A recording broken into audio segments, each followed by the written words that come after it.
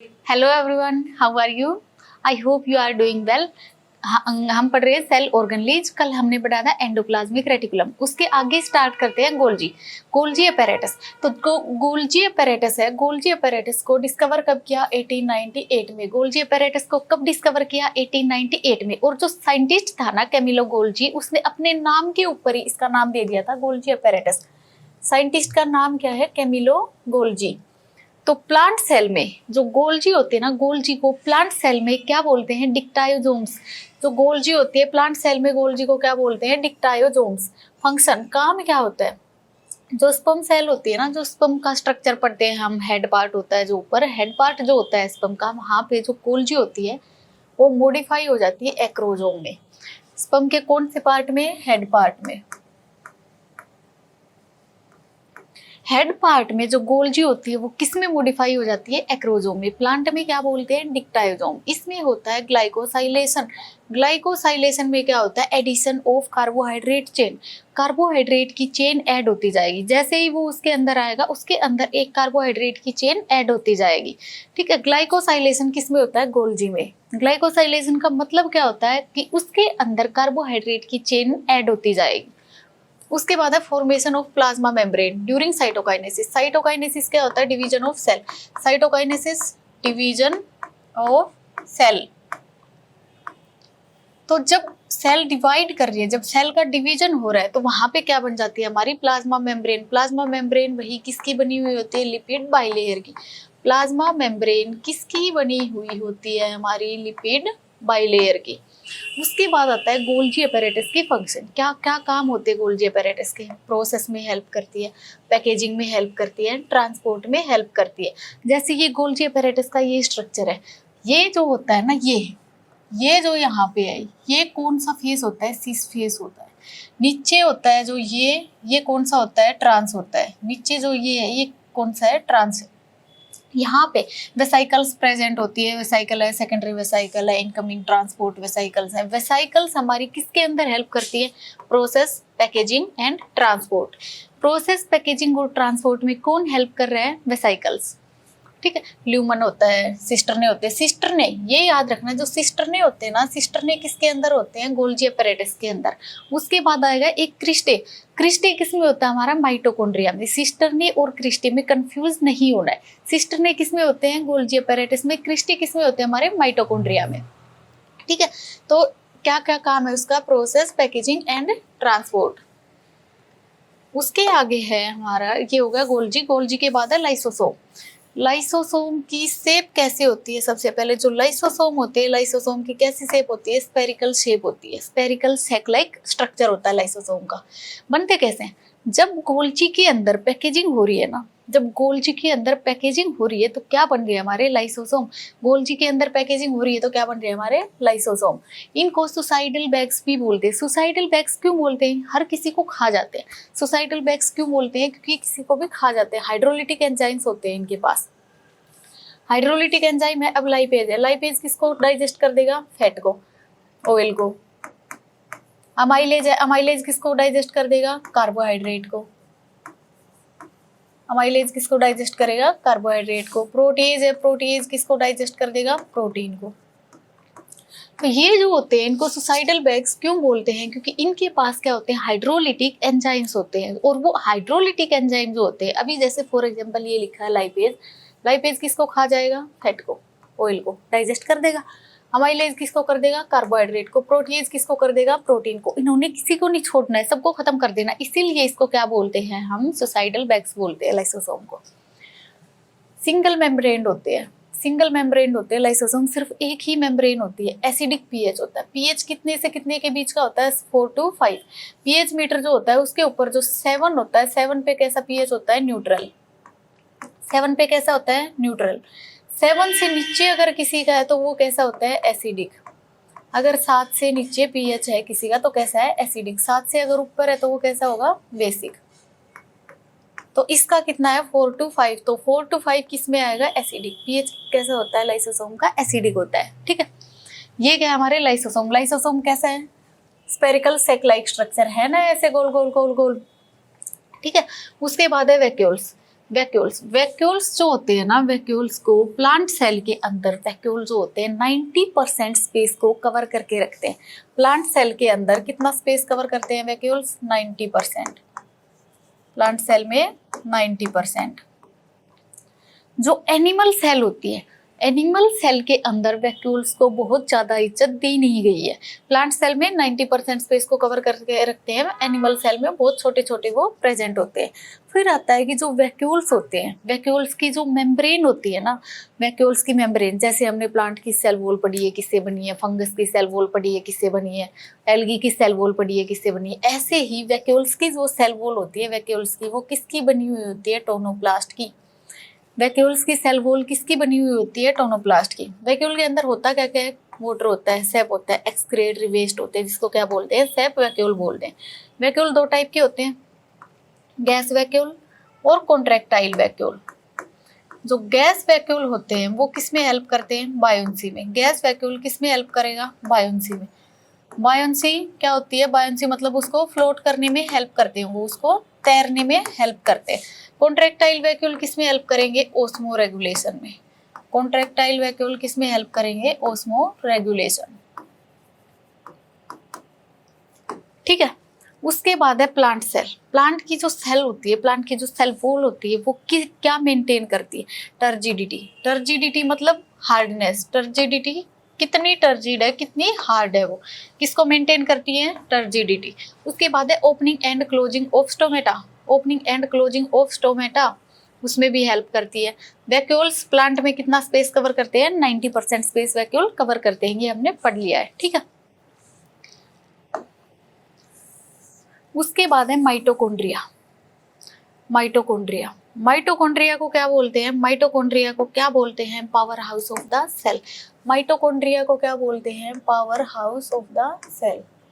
Power house of the cell क्यों बोलते हैं? क्योंकि यहाँ पे क्या जनरेट हो रही है हमारी? एटीपी। क्यों बोलते हैं माइटोकॉन्ड्रिया को power house of the cell? क्योंकि वहां पे क्या बन रही है हमारी? एटीपी। एटीपी क्या होती है? Adenosine tri amino phosphate. ATP, इसको एटीपी को और क्या बोलते हैं? Energy currency of the cell. ATP को क्या बोलते हैं? Energy currency of the cell. ठीक है। माइटोकॉन्ड्रिया को बोलते हैं power house of the cell. क्यों बोलते हैं? क्योंकि वहां पे क्या बन रही है हमारी? एटीपी। एटीपी क्या होती है? Adenosine try amino फोस्फेटेज। उसके बाद है एटीपी। एटीपी जो होती है, एटीपी को energy currency of the cell बोलते हैं। ये क्या हमारा माइटोकॉन्ड्रिया? माइटोकॉन्ड्रिया का ऐसा स्ट्रक्चर होता है कुछ। तो जो माइटोकॉन्ड्रिया होता है ना, माइटोकॉन्ड्रिया, ये कौन सी मेम्ब्रेन है? इसकी आउटर मेम्ब्रेन है। ये जो दिख रही है ना तुम्हें, ये कौन सी मेम्ब्रेन है? इसकी आउटर मेम्ब्रेन है।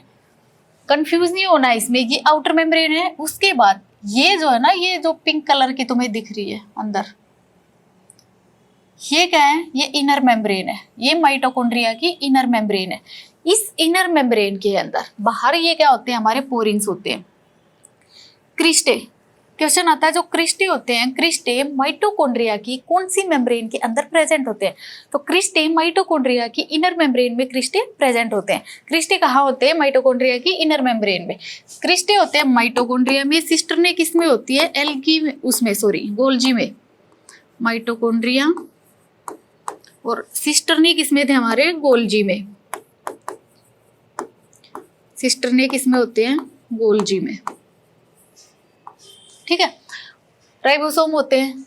राइबोसोम होते हैं माइटोकॉन्ड्रिया में। कैसे राइबोसोम होते हैं? 70S। कौन से राइबोसोम होते हैं माइटोकॉन्ड्रिया में? 70S राइबोसोम होते हैं। अंदर माइटोकॉन्ड्रियल डीएनए होता है। माइटोकॉन्ड्रिया के पास अपना खुद का डीएनए होता है, इसलिए इसको एंडोसिम्बायोन्ट भी बोलते हैं। ये भी पढ़ेंगे अब। माइटोकॉन्ड्रिया के पास अपना खुद का डीएनए होता है और इसीलिए ये यूकैरियोटिक सेल में भी रखा गया है माइटोकॉन्ड्रिया। इंटरमेम्ब्रेनस, ये आउटर मेम्ब्रेन है हमारी, ये इनर मेम्ब्रेन है। तो जो आउटर मेम्ब्रेन और इनर मेम्ब्रेन के बीच में ये जो स्पेस है ना, इस स्पेस को, ये जो स्पेस है, इस स्पेस को क्या बोलते हैं? इंटरमेम्ब्रेनस स्पेस बोलते हैं। आउटर मेम्ब्रेन और इनर मेम्ब्रेन के बीच में जो स्पेस है, उस स्पेस को क्या बोलते हैं? इंटरमेम्ब्रेनस स्पेस बोलते हैं। ठीक है। इसमें एटीपी सिंथेज होता है। ओके। उसके बाद है माइटोकॉन्ड्रिया हो गया। माइटोकॉन्ड्रिया के बाद है प्लास्टिड्स। प्लास्टिड्स, प्लास्टिड्स जो होते हैं, सबसे पहला सवाल आता है कि प्लास्टिड्स जो होते हैं ना, प्लास्टिड्स कहाँ पे पाए जाते हैं? तो प्लास्टिड्स होते हैं ना सारी की सारी प्लांट सेल में, जितनी भी प्लांट सेल है सब की सब प्लांट सेल में पाए जाते हैं और कुछ यूग्लिनोइड्स में पाए जाते हैं। Same line, all plant cell and some euglenoids, NCERT में भी लिखी है प्लास्टिड्स होते हैं, प्लास्टिड्स सब की सब प्लांट सेल में पाए जाते हैं और कुछ यूग्लिनोइड्स में भी पाए जाते हैं। प्लास्टिड्स के अलग अलग पार्ट होते हैं। अब जैसे ल्यूकोप्लास्ट है, ल्यूको किसके लिए यूज करते हैं हम? जैसे ल्यूकोसाइट पढ़ते हैं, व्हाइट ब्लड सेल। ल्यूकोप्लास्ट है तो कलरलेस प्लास्टिड, कलरलेस जो प्लास्टिड होता है उसको क्या बोलते हैं? ल्यूकोप्लास्ट। तो ल्यूकोप्लास्ट जो होता है ना, ल्यूकोप्लास्ट जो न्यूक्लियस होता है, न्यूक्लियस जो होता है सेल के अंदर, उसके पास कौन सा प्रेजेंट होता है? ल्यूकोप्लास्ट। न्यूक्लियस कहाँ होता है? कोई एक सेल है, सेल के सेंटर में क्या होगा? न्यूक्लियस होगा। वहां पे क्या होता है हमारा? उसके पास क्या होता है? ल्यूकोप्लास्ट होता है। किस में हेल्प करता है? स्टोरेज में हेल्प करता है। ग्रेनम एब्सेंट होता है इसमें। ग्रेनम क्या होता है? एब्सेंट होता है। देखो प्लास्टिड में क्या क्या प्रेजेंट होता है? थाइलेकोइड होता है, स्ट्रोमा होता है, इनर मेम्ब्रेन वही आउटर मेम्ब्रेन होगी, लेमेला होगा, इंटर मेम्ब्रेनस स्पेस होगा दोनों मेम्ब्रेन के बीच में। एक बाहर मेम्ब्रेन है, एक अंदर मेम्ब्रेन है, दोनों के बीच में जगह है जो स्पेस है उसी को क्या बोलते हैं? इंटर मेम्ब्रेनस स्पेस बोलते हैं। स्ट्रोमा होता है, ये जो यहाँ पे तुम्हें दिख रहा है ये ऐसे खाली, ये क्या है? स्ट्रोमा है। ये क्या है? थाइलेकोइड। ये क्या है? थाइलेकोइड। ठीक है। तो अमाइलोप्लास्ट, अमाइलेज एंजाइम किसके लिए होता है? कार्बोहाइड्रेट के लिए। अमाइलेज कार्बोहाइड्रेट को डाइजेस्ट करता है और अमाइलोप्लास्ट कार्बोहाइड्रेट को स्टोर करता है। कंफ्यूज नहीं होना है उसमें। अमाइलोप्लास्ट क्या करेगा? स्टोर करेगा कार्बोहाइड्रेट को। अमाइलोप्लास्ट जैसे पोटैटो है, ट्यूबर है, राइस है, सारे के सारे क्या हमारे? कार्बोहाइड्रेट है। कार्बोहाइड्रेट को डाइजेस्ट करने के लिए एंजाइम कौन सा होता है? अमाइलेज। स्टोर कौन करेगा? अमाइलोप्लास्ट। उसके बाद है elaioplast. Elaioplast store fat and oil. Elaioplast stores fat and oil. Fat and oil को कौन स्टोर करेगा? इलायोप्लास्ट। उसके बाद है एल्यूरोप्लास्ट। एल्यूरोप्लास्ट किसको स्टोर करेगा? प्रोटीन को। प्रोटीन की जो लेयर होती है उसको क्या बोलते हैं? Aleurone layer. एल्यूरोन लेयर किस पे होती है? प्रोटीन में। एल्यूरोन सेल ऑफ मेज। तो एल्यूरोप्लास्ट किसको स्टोर करेगा? प्रोटीन को स्टोर करेगा। ठीक है। उसके बाद है क्रोमोप्लास्ट। क्रोम का मतलब ही क्या होता है? क्रोम का मतलब ही क्या होता है? कलर। क्रोम का क्या मतलब होता है? Colour. Pigment containing plastid. Pigment, अब जैसे क्लोरोफिल है, क्लोरोफिल कैसा कलर देता है? ग्रीन कलर देता है। क्लोरोफिल ग्रीन कलर देता है। ऐसे ही अलग अलग जो पिगमेंट होते हैं, कोई कैसा कलर देता है, कोई कैसा कलर देता है, कोई रेड कलर देता है, कोई ब्लैक कलर देता है। हमारी जो स्किन होती है ना, हमारी स्किन जो हमें ये लगता है कि कोई गोरा है, कोई काला है, कोई बीच का है, कोई किसी का अलग अलग जो हमारे कलर है वो किसकी वजह से है? पिगमेंट। कौन सा पिगमेंट होता है? Melanin pigment. ब्लैक कलर के लिए रिस्पॉन्सिबल होता है मेलेनिन पिगमेंट। तो पिगमेंट कंटेनिंग प्लास्टिड्स होते हैं क्रोमोप्लास्ट। कैरोटीनॉइड्स में जैसे carrot and papaya. It is a precursor of vitamin A. Vitamin A का साइंटिफिक नेम क्या होता है? विटामिन ए का साइंटिफिक नेम क्या होता है? रेटिनोल। क्या होता है? रेटिनोल। विटामिन ए की कमी से किस में बीमारी होती है? हमारी आंखों में। विटामिन ए की कमी से कौन सी बीमारी होती है? Night blindness. नाइट ब्लाइंडनेस, जीरोप्थेल्मिया भी हो सकती है। जीरोप्थेल्मिया यहाँ लिख देते हो, जीरोप्थेल्मिया। ठीक है। तो जो नाइट ब्लाइंडनेस होती है ना, नाइट ब्लाइंडनेस में इंसान को रात को दिखना बंद हो जाता है। नाइट ब्लाइंडनेस में क्या होता है? इंसान को रात को दिखना बंद हो जाता है। उसके बाद है जीरोप्थेल्मिया। जीरोप्थेल्मिया में क्या होता है? जो आईज होती है ना हमारी, वो ड्राई हो जाती है। ड्राई आईज वो किस में होती है? जीरोप्थेल्मिया में। ठीक है। तो विटामिन ए की कमी से कौन सी बीमारी हो रही है हमें? नाइट ब्लाइंडनेस और जीरोप्थेल्मिया। टमाटो होता है, टमाटर हम देखते हैं पहले कैसे कलर का होता है? ग्रीन कलर का होता है। उसके बाद फिर कैसे कलर का हो जाता है? वो रेड कलर का हो जाता है। क्लोरोप्लास्ट, क्रोमोप्लास्ट, कौन कौन से पिगमेंट होते हैं? ज़ैंथोफिल और लाइकोपिन। कौन कौन से पिगमेंट होते हैं? ज़ैंथोफिल और लाइकोपिन। ठीक है। ऐसे ही जो मिर्च होती है ना, हरी मिर्च, पहले हरी होती है फिर लाल हो जाती है वो। उसके बाद है क्लोरोप्लास्ट। ल्यूकोप्लास्ट हो गया, क्रोमोप्लास्ट हो गया, अब आया क्लोरोप्लास्ट। क्लोरोप्लास्ट की भी वो सेम आउटर मेम्ब्रेन है, इनर मेम्ब्रेन है। दोनों के बीच में ये कौन सी मेम्ब्रेन हमारी, बाहर वाली मेम्ब्रेन है। ये कौन सी मेम्ब्रेन है, बाहर वाली मेम्ब्रेन है, आउटर मेम्ब्रेन। ये क्या है, इनर मेम्ब्रेन। और इन दोनों के बीच में जो ये जगह है ना, ये जो जगह दिख रही है तुम्हें, ये क्या होती है, इंटरमेम्ब्रेनस स्पेस। दो मेम्ब्रेन है, दोनों के बीच में जो जगह होती है उसको क्या बोलते हैं, इंटरमेम्ब्रेनस स्पेस बोलते हैं। स्ट्रोमा होता है, ये जो यहाँ पे जो जगह होती है उसको क्या बोलते हैं, स्ट्रोमा बोलते हैं। डीएनए होता है, क्लोरोप्लास्ट के पास भी खुद का डीएनए होता है, इसीलिए वो भी यूकैरियोट में रखा गया है। क्लोरोप्लास्ट भी किस में आता है, हमारा यूकैरियोट में। क्यों, क्योंकि इसके पास भी अपना खुद का डीएनए होता है। प्लास्टोग्लोब्यूल्स होते हैं, राइबोसोम होते हैं। राइबोसोम कौन से होंगे उसमें, 70S। राइबोसोम कौन से होते हैं, क्लोरोप्लास्ट में भी 70S। स्टार्च के ग्रेन्यूल्स होते हैं, लेमेला होगा, लेमेला मिडल लेमेला जो होता है किसका बना हुआ होता है, वो कैल्शियम पैक्टेट का। ये जो एक है, ये जो एक दिख रहा है ना तुम्हें ऐसे, ये क्या है, ये जो एक एक है, एक होता है उसको क्या बोलते हैं, थाइलेकोइड। और जब ये मिल गए, मान लो ये जुड़ा हुआ है, ये जुड़ा हुआ है, इससे ये जुड़ा हुआ है, ये सारे आपस में जो जुड़े हुए हैं उनको क्या बोलते हैं, ग्रेनम। ठीक है, लेमेला हो गया, लेमेला किसका बना हुआ होता है, मिडिल लेमेला कैल्शियम पैक्टेट का। एक है तो क्या बोलेंगे उसको, थाइलेकोइड। अगर वो जुड़ गए आपस में तो उनको क्या बोलेंगे, ग्रेनम। इसके पास भी अपना खुद का डीएनए होता है, राइबोसोम होते हैं, स्टार्च ग्रेन्यूल्स होते हैं, स्ट्रोमा होता है, ये जो स्पेस है जो इसको क्या बोलते हैं, स्ट्रोमा। एक बाहर मेम्ब्रेन होती है, अंदर होती है, बीच में जो स्पेस होता है उसको क्या बोलते हैं, इंटरमेम्ब्रेनस स्पेस बोलते हैं। Semi autonomous organelles, semi autonomous organelle कौन कौन सी होती हैं, सेम माइटोकॉन्ड्रिया एंड क्लोरोप्लास्ट। एक एंडोसिम्बायोंट थ्योरी होती है, एंडोसिम्बायोंट थ्योरी में भी माइटोकॉन्ड्रिया एंड क्लोरोप्लास्ट। क्यों, क्योंकि इन दोनों के पास क्या है, अपना खुद का डीएनए है। इलेक्ट्रॉन ट्रांसपोर्ट सिस्टम जो होता है वो भी किस में होता है, इसी में होता है। एटीपी सिंथेसिस में भी कौन हेल्प करता है, यही करते हैं। ठीक है, उसके बाद है राइबोसोम। राइबोसोम जो होते हैं, राइबोसोम हम पढ़ चुके हैं, बैक्टीरियल राइबोसोम, माइटोकॉन्ड्रिया, क्लोरोप्लास्ट। ये क्या है, लार्ज सब यूनिट है। ये क्या है हमारे पास, एमआरएनए। ये क्या बनाया हुआ है यहाँ, ये क्या है, एमआरएनए। ये जो तुम्हें दिख रहा है ये क्या है, एमआरएनए। एमआरएनए क्या बनाता है, प्रोटीन बनाता है। एमआरएनए क्या बनाता है, प्रोटीन बनाता है। तो इसमें क्या है, राइबोसोम में दो सब यूनिट पढ़ते हैं हम, 70S राइबोसोम, 80S राइबोसोम। और उसकी भी दो यूनिट होती हैं, एक लार्ज यूनिट होती है, एक स्मॉल यूनिट होती है।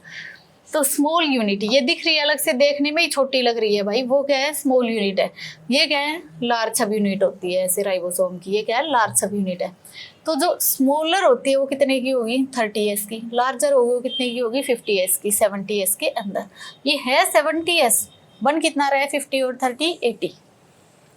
70S राइबोसोम होते हैं, उसमें स्मॉल सब यूनिट कितने की होगी, 30S की। लार्ज सब यूनिट कितने की होगी, 50S की।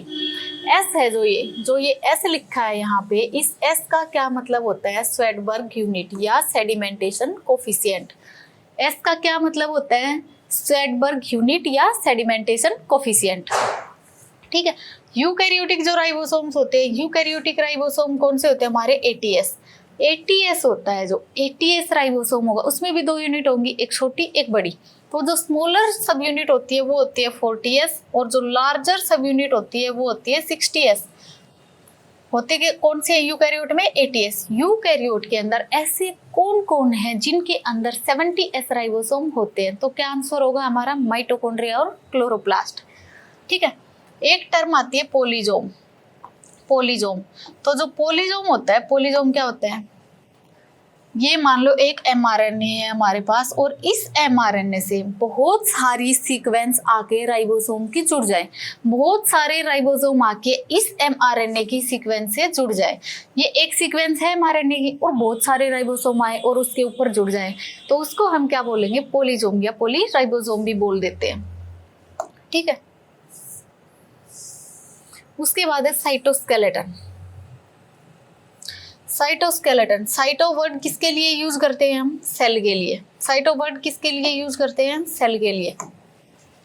सेल का स्केलेटन तो किससे बना हुआ होता है, पहली लाइन ये याद रखनी है कि जो साइटोस्केलेटन होता है, cytoskeleton made up of extremely minute proteinaceous fibres. किसका बना है, प्रोटीन का, प्रोटीनेशियस फाइबर्स। सिर्फ जो साइटोस्केलेटन होता है ना, cytoskeleton occurs only in eukaryotic cell. Prokaryotic cell में साइटोस्केलेटन नहीं होता है, प्रोकैरियोट में साइटोस्केलेटन नहीं होता है, प्रोकैरियोट में साइटोस्केलेटन नहीं होता है। काम क्या होगा इसका? कोई भी स्केलेटन है, कोई भी स्केलेटन है, वो क्या काम करेगा? हमारा ये हमारे अंदर जो है वो क्या कर रहा है? सपोर्ट कर रहा है नहीं कर रहा है?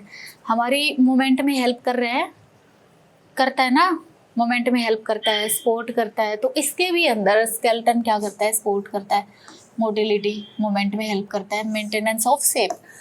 शेप किससे बनी हुई है हमारी? शेप किसने बना के रखी है हमारी बॉडी की? सब स्केलेटन तो है अंदर, उसी की वजह से तो हमारी शेप बनी हुई है। उसके बाद है टाइप। कौन कौन से टाइप के होते हैं? 3 टाइप के होते हैं, माइक्रोट्यूब्यूल, माइक्रोफिलामेंट और इंटरमीडिएट फिलामेंट। माइक्रोट्यूब्यूल होता है होलो, कैसा होता है? खाली। माइक्रोट्यूब्यूल कैसा होता है? खाली होता है, सिलिंड्रिकल शेप्ड होती है, अनब्रांच्ड होता है, कोई ब्रांच नहीं होती है, अनब्रांच्ड होता है, सिलिंड्रिकल शेप होती है। 13 पैरेलल प्रोटोफिलामेंट्स होते हैं। कितने होते हैं? 13 पैरेलल प्रोटोफिलामेंट होते हैं उसके अंदर। कैसा होता है? होलो होता है, सिलिंड्रिकल शेप होती है, अनब्रांच्ड होता है, unbranched cylindrical shape of 13 parallel protofilaments. उसके बाद आता है कि जो माइक्रोट्यूब्यूल होता है ना, माइक्रोट्यूब्यूल कौन से प्रोटीन से बना हुआ है? माइक्रोट्यूब्यूल ट्यूबुलिन प्रोटीन से बना है। माइक्रोट्यूब्यूल किस प्रोटीन से बना है? ट्यूबुलिन प्रोटीन से। उसके बाद है माइक्रोफिलामेंट। माइक्रोफिलामेंट ये कैसा है? होलो। ये कैसा है? सॉलिड। वो कैसा है? खाली है। ये कैसा है? सॉलिड है, भरा हुआ है, अनब्रांच्ड होता है। इसकी कैसी शेप है? सिलिंड्रिकल। इसकी कैसी शेप होती है? रोड शेप्ड होती है, रोड शेप्ड फिलामेंट्स। कौन से प्रोटीन के बने हुए होते हैं? ग्लोबुलर प्रोटीन के बने हुए होते हैं। Microtubule, hollow, unbranched, cylindrical shape of 13 parallel protofilaments. कौन सा प्रोटीन है? Tubulin protein. माइक्रोफिलामेंट है। माइक्रोफिलामेंट कैसा होता है? सॉलिड होता है, भरा हुआ होता है, वो भी अनब्रांच्ड होता है। अनब्रांच्ड होता है, रोड लाइक फिलामेंट होते हैं। रोड होती है ना जिससे पानी गर्म करते हैं, ऐसा ही उसका स्ट्रक्चर होता है। किसका बना है? ग्लोबुलर प्रोटीन्स का बना हुआ होता है। Intermediate filament. इंटरमीडिएट फिलामेंट किसमें हेल्प करते हैं? हमारी packaging of chromatin. Intermediate filament किसमें हेल्प करते हैं? जो क्रोमेटिन होती है ना, क्रोमेटिन की पैकेजिंग में कौन हेल्प करता है? Intermediate filament. ठीक है, ये एक सेल है, उस सेल की मेम्ब्रेन है, इंटरमीडिएट फिलामेंट ऐसे प्रेजेंट होते हैं। इंटरमीडिएट फिलामेंट किस में हेल्प करते हैं? पैकेजिंग में हेल्प करते हैं। माइक्रोट्यूब्यूल किस में हेल्प करते हैं? हमारी माइक्रोट्यूब्यूल होलो होते हैं, ट्यूबुलिन प्रोटीन के बने हुए होते हैं, 13 प्रोटोफिलामेंट्स होते हैं उसमें। और कौन सा है? साइटोप्लाज्म होता है। साइटोप्लाज्म में क्या होती है? हमारी मेटाबॉलिक एक्टिविटीज होती हैं। साइटोप्लाज्म में क्या होती है? मेटाबॉलिक एक्टिविटीज होती हैं साइटोप्लाज्म में। न्यूक्लियस होता है। न्यूक्लियस को क्या बोलते हैं? Brain of the cell. Nucleus को क्या बोलते हैं? Brain of the cell. Cell के अंदर जो भी एक्टिविटीज होती है उनको कंट्रोल कौन करता है? न्यूक्लियस। माइक्रोफिलामेंट किस प्रोटीन का बना है? ग्लोबुलर प्रोटीन्स का। ठीक है, उसके बाद है सेंट्रियोल और centrosome. Centrosome and centriole. Non membrane bound organelle. Centriole और सेंट्रोजोम होते हैं। पहली बात तो सेंट्रियोल होते किसके अंदर है? सेंट्रियोल प्लांट सेल के अंदर नहीं होते। सेंट्रियोल्स जो होते हैं प्लांट सेल के अंदर नहीं होते। प्लांट सेल में सेंट्रियोल एब्सेंट होते हैं। ठीक है, सेंट्रियोल जो होते हैं non membrane bound organelle. Non membrane bound organelle, non membrane bound organelle कौन कौन सी पढ़ी हमने? नॉन मेम्ब्रेन बाउंड ऑर्गेनली किसमें होती है? प्रोकैरियोट्स में। तो सेंट्रियोल्स भी कैसे होते हैं? हमारे नॉन मेम्ब्रेन बाउंड ऑर्गेनली होते हैं। एनिमल सेल के अंदर सेंट्रियोल प्रेजेंट होते हैं। 2 सेंट्रियोल्स, 2 सेंट्रियोल होते हैं ना, वो परपेंडिकुलर होते हैं एक दूसरे के। अगर एक ऐसे है तो दूसरा ऐसे होगा। 2 सेंट्रियोल परपेंडिकुलर होंगे, एक ऐसे होगा तो एक ऐसे होगा उसके ऊपर। Animal cell plus fungus plus algal cell. Plant cell के अंदर सेंट्रियोल नहीं होते। प्लांट सेल के अंदर सेंट्रियोल एब्सेंट होते हैं। ठीक है, ये कैसी, ये क्या है? ये जो ऐसे ऐसे बने हुए हैं ना, यहाँ पे थोड़े कम कम दिख रहे हैं ऐसे डॉट डॉट डॉट डॉट, ये क्या होते हैं? Sorry, pericentriolar satellite. ये क्या होते हैं? Pericentriolar satellite. ये जो जोड़ रहा है इसको, ये है हमारे पास, इनके बीच में जो ये इसको जोड़ रहा है उसको क्या बोलते हैं? CA connective. और जो ये 3 है ABC, ये जो हर जगह 3 ऐसे बने हुए हैं, ये क्या है? Triplet fibril. ये क्या बने हुए हैं हमारे पास? Triplet fibril. ठीक है, ये जो इसको यहाँ जोड़ रहा है वो क्या होता है? स्पोक्स होते हैं, सेंट्रल रोड होती है।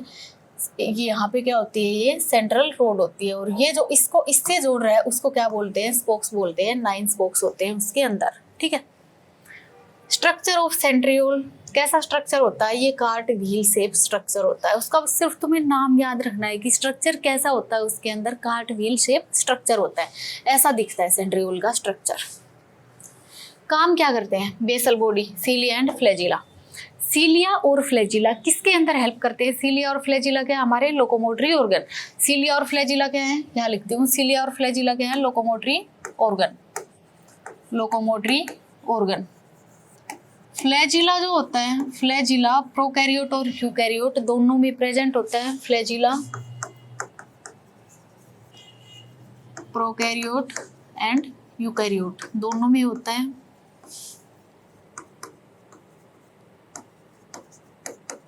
और जो सीलिया होता है सिर्फ यूकैरियोट्स में। सीलिया किस में होता है? सिर्फ यूकैरियोट्स में होता है। अरेंजमेंट कैसी होती है इनकी?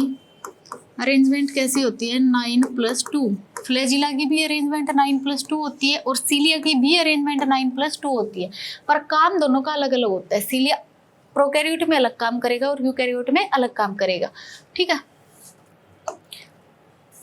जब सेल डिवीजन होती है तो स्पिंडल फॉर्मेशन में भी हेल्प करते हैं, स्पिंडल फाइबर के फॉर्मेशन में। ये आ भी गया आगे सीलिया और फ्लैजिला। सीलिया कैसा होता है हमारा? सीलिया होता है वो छोटा होगा बड़ा होगा, सीलिया होगा छोटा। सीलिया शॉर्टर होता है, छोटा होता है, सिर्फ यूकैरियोटिक सेल में होता है।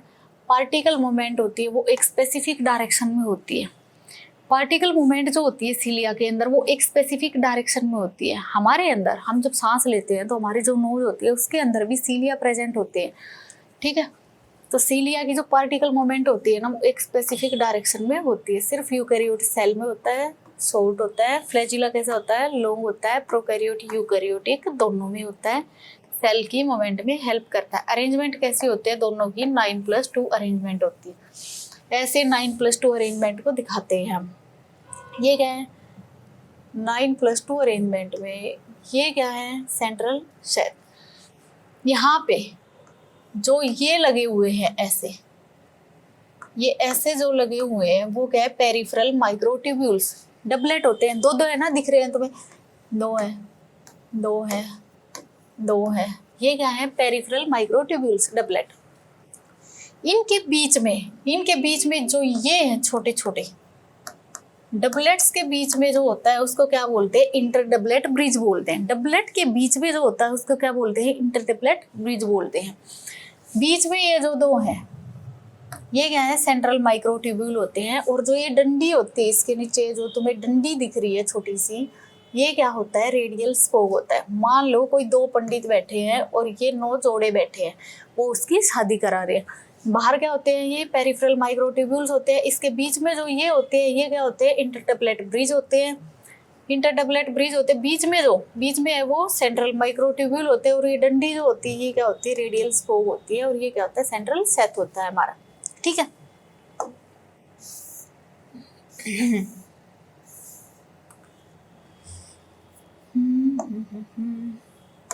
उसके बाद है न्यूक्लियस। न्यूक्लियस को सबसे पहले किसने डिस्कवर किया? रॉबर्ट ब्राउन ने। कब किया?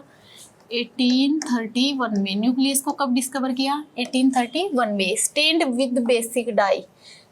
बेसिक डाई से किसने स्टेन किया उसको? फ्लेमिंग ने। बेसिक डाई से न्यूक्लियस को किसने स्टेन किया? फ्लेमिंग ने। न्यूक्लियस क्या करता है? हमारे अंदर कोई एक सेल होती है, ये कोई सेल है तो इसके अंदर क्या होता है? सेंटर में न्यूक्लियस होता है। न्यूक्लियस करता क्या है? न्यूक्लियस क्या करेगा? जो सेल होती है ना, सेल के अंदर जो एक्टिविटीज हो रही है उनको कौन कंट्रोल करता है? न्यूक्लियस। सेल के अंदर जो एक्टिविटीज हो रही है, मेटाबॉलिक एक्टिविटी, उसको कौन कंट्रोल करेगा? न्यूक्लियस। न्यूक्लियस को क्या बोलते हैं? ब्रेन ऑफ द सेल भी बोलते हैं। ये क्या है? डीएनए। ये अंदर जो तुम्हें दिख रहा है वो सब क्या है? डीएनए। ठीक है। उसके बाद ये क्या है, डीएनए, ये क्या है, डीएनए। यूक्रोमेटिन होते हैं, यूक्रोमेटिन होते हैं, हेट्रोक्रोमेटिन, यूक्रोमेटिन और हेट्रोक्रोमेटिन। हेट्रो मतलब अलग अलग, यू मतलब ट्रू। आउटर न्यूक्लियर मेम्ब्रेन होगी, इनर न्यूक्लियर मेम्ब्रेन होगी, ये क्या है, आउटर न्यूक्लियर मेम्ब्रेन है, ये क्या है, इनर न्यूक्लियर मेम्ब्रेन है। उन दोनों के बीच में न्यूक्लियर पोर कॉम्प्लेक्स होता है। जो ये स्पेस होता है ना बीच में इसके, इसको क्या बोलते हैं, न्यूक्लियर पोर कॉम्प्लेक्स होता है। अंदर न्यूक्लियर लेमिना होता है न्यूक्लियस के अंदर। न्यूक्लियस को सबसे पहले किसने दिया, न्यूक्लियस कहाँ होता है, न्यूक्लियस को बेसिक डाई से किसने स्टेन किया, ये सब चीजें तुम्हें याद रखनी है। न्यूक्लियस सेल के अंदर कहाँ होता है, न्यूक्लियस करता क्या है, क्या काम करता है वो सेल के अंदर, क्या न्यूक्लियस को बोलते हैं, ब्रेन ऑफ द सेल। ठीक है। उसके बाद है chromosome types. Chromosome types, chromosome type में सबसे पहले मेटासेंट्रिक। मेटासेंट्रिक ये कौन सी आर्म होती है, पी। नीचे कौन सी होती है, क्यू। अगर पी आर्म और क्यू आर्म दोनों हमारी बराबर है, पी और क्यू अगर दोनों बराबर है, कोई छोटी बड़ी नहीं है, कोई भेदभाव नहीं है, तो वो क्या होगा हमारे पास, मेटासेंट्रिक। मेटासेंट्रिक। उसके बाद एक ऐसी कंडीशन आएगी जिसमें ये तो हमारे पास बड़ी है, देख रहे हो ये नीचे वाली बड़ी है उसमें, और ऊपर वाली उससे हल्की सी छोटी है। इस नीचे वाली से जो ये ऊपर है वो हल्की सी छोटी है, तो वो क्या होती है, सब मेटासेंट्रिक। उसके बाद है एक्रोसेंट्रिक। एक्रोसेंट्रिक में ये तो सेम है, ये उतनी बड़ी है, उसके ऊपर जो है ना ये देखो कितनी छोटी हो गई है, इसमें कितनी छोटी हो गई है, उसको क्या बोलते हैं, acrocentric.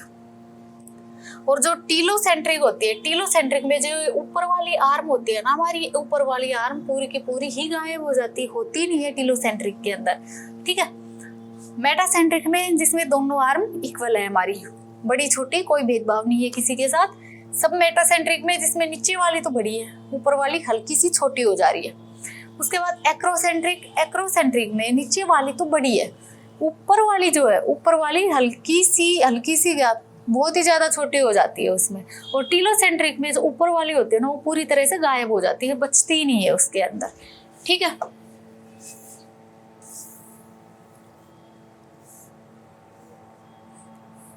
Location of centromere. Location of centromere ये क्या है, पी आर्म, ये क्या क्यू आर्म, यहाँ पे क्या होता है हमारा सेंट्रोमियर, ये हमने पढ़ ही लिया है। पी आर्म क्यू आर्म बीच में सेंट्रोमियर, उसमें भी पी आर्म क्यू आर्म बीच में सेंट्रोमियर, और यहाँ सेंट्रोमियर होता है उसमें पी आर्म होती है, वो पूरी की पूरी खत्म हो जाती है टीलोसेंट्रिक के अंदर। ठीक है। उसके बाद है माइक्रोबॉडीज। माइक्रोबॉडीज, माइक्रो मतलब छोटी। ठीक है। माइक्रोबॉडीज में क्या क्या आते हैं हमारे पास, peroxisome and ग्लायोक्सीसोम।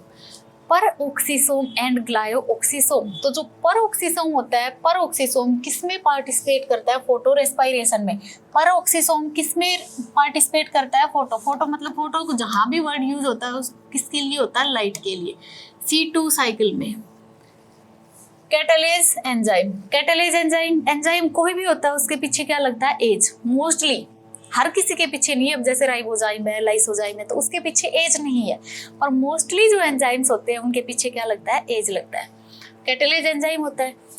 ग्लायोक्सीसोम। Glyoxysome glycolate cycle enzymes, fat and carb cycle जो हमारे पास होती है। ये देखो लिपिड बाइलेयर की मेम्ब्रेन है, ये जो दिख रही है तुम्हें बाहर, ये क्या है हमारे पास, लिपिड बाइलेयर की मेम्ब्रेन है। अंदर क्या है, एक क्रिस्टेलोइड कोर है, और ये जो क्रिस्टेलोइड कोर होता है ना, ये हमेशा प्रेजेंट नहीं होता है।